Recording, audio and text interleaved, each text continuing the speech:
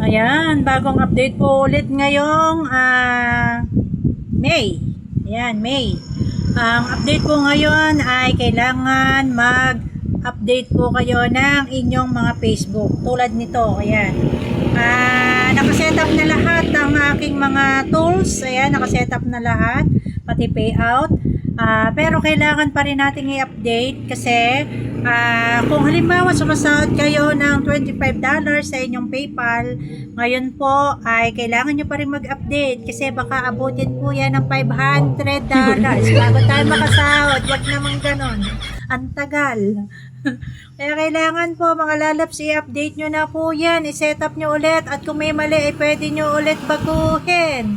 Ayan, tulad nyan. Kaya po, i-click nyo lang yan pagka lumabas yan sa inyong mga banner, sa inyong Facebook. Sa Facebook lang kayo lagi titingin at wag kung saan saan. Baka maklik nyo notification, scam yan mga lalabs. Kaya kailangan pag may mga bagong update ay sa Facebook lang tayo titingin, sa mga dashboard natin, sa mga tools natin.